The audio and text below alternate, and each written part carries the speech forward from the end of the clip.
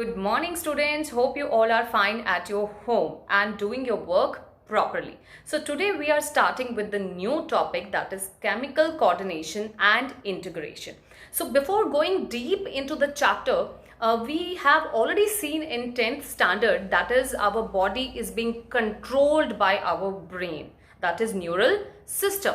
Even our body produces certain kinds of hormones which are chemical messenger in our body, which actually regulate and control various processes in our body, isn't it? So in this chapter we're going to study about different chemical messengers which is being produced by the different glands. Now the question arises, what are glands? So basically glands are those organs in our body, these are those organs in our body which produces certain chemical messengers,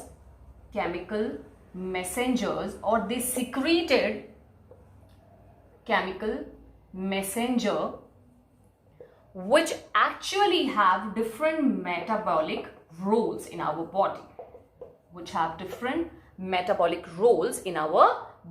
So you can say that glands are the organs which secrete some chemical messengers, or you can say some chemical secretions, or they secrete certain kind of chemicals which actually have various roles to play in our body. It's not only the hormones, it may be different enzymes which is being secreted by these glands. So based on the type of secretion they are producing, the glands are classified into various classes. Like, here we go. So the first, you can say, classes is known as exocrine gland or glands. The second one is endocrine glands, and the third category is heterocrime glands. So based on the type of secretion, based on the, like, they have duct or they don't have duct, so they are classified into three main categories, that is exocrine, endocrine and heterocrine.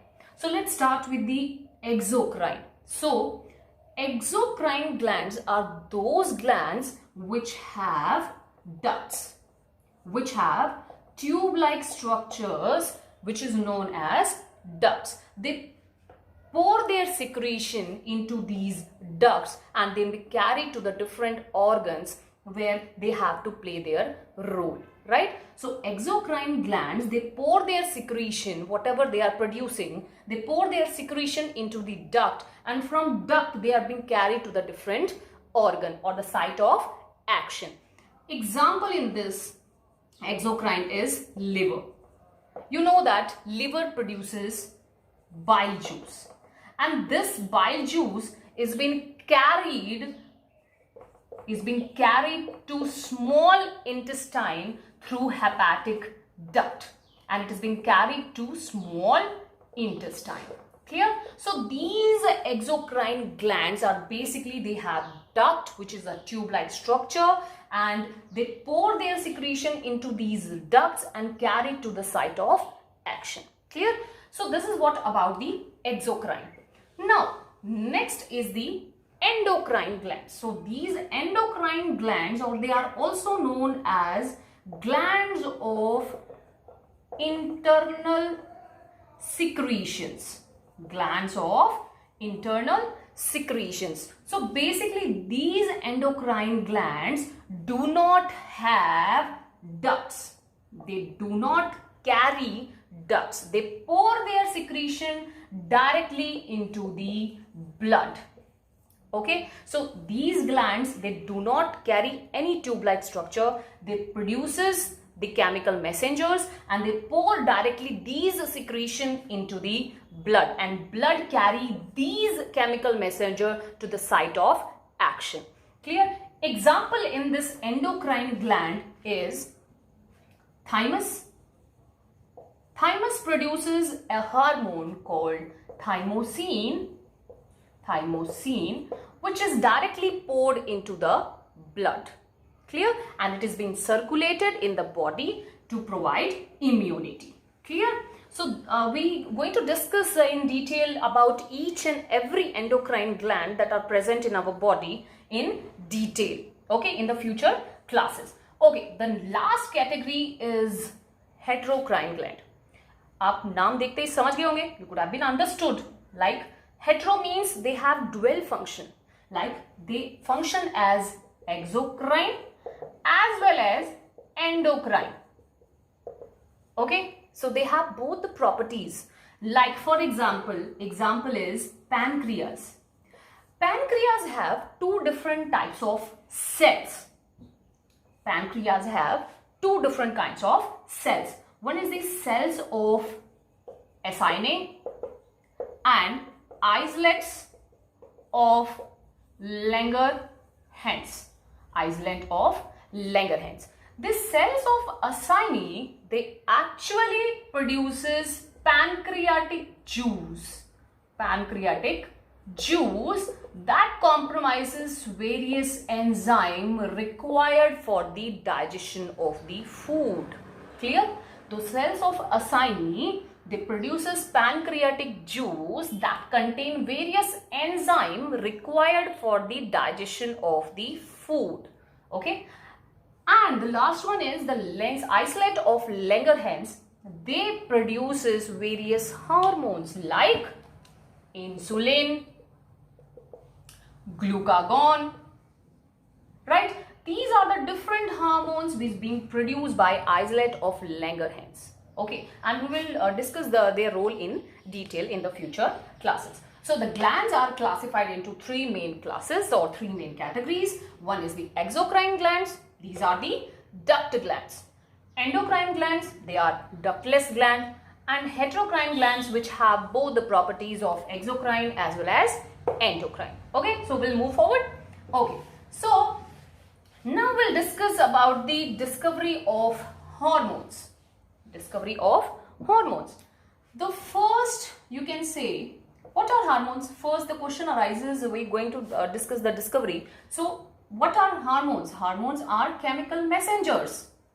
They are chemical messengers which are produced in low amount or traces amount in our body by endocrine glands. By endocrine glands. Clear? So, the first hormone which was discovered, the first hormone which was discovered was secretin. And who discovered this enzyme? It was Baylis and Starling. Baylis and Starling, these were two scientists who actually discovered the first hormone, namely secretin. Clear? And after that, the first hormone which was isolated, you can see the first hormone which was isolated was insulin, and it was isolated by Banting and MacLeod. Banting and MacLeod, how they isolated it? From the pancreas of dog. Okay, the first hormone which was discovered was secretin, and it was discovered by Baylis and Starling. And the term hormone, ये जो नाम है hormone, ये term, इसको भी किसने दिया था? Starling. It was given by Starling. So Starling had two contributions, like he isolated or he discovered the first hormone, that was secretin, along with the Baylis. And the first hormone which was isolated was insulin from the pancreas of the dog by Banting and MacLeod. Clear? So that was actually the history, how they have been isolated, and what are the contribution of these scientists in terms of chemical coordination. I'll tell you the different endocrine glands which are present in our body. Okay, look it here. http ppp goa.in. Okay, this may be a website link. Oh no, This actually, these are the names of different endocrine glands which are present in our body. Just a simple trick to remember that. Okay. So H stands for hypothalamus. H stands for hypothalamus. T stands for thyroid. Again T stands for thymus. P, pineal. Again P, pancreas. Again P, pituitary. Oh, there is one more P. That is parathyroid. Parathyroid.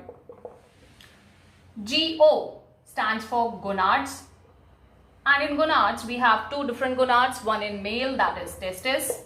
And in female, that is ovary. And A stands for adrenal. And this in, just for fun, I have placed here. Okay, so this is a simple trick to remember these endocrine glands which are present in our body. So H stands for hypothalamus, T stands for thymus, T stands for thyroid, P for pineal gland, P for pancreas, P for pituitary, and P for parathyroid. GO stands for gonads, that actually comprises of testis and ovary, which is present in male as well as female, and A stands for adrenal. So this was the simple trick to remember these endocrine glands which are present in our body. So we'll go deep in each, and we also discuss each and every you can say endocrine glands in detail in our future classes. So thank you so much all. Take care.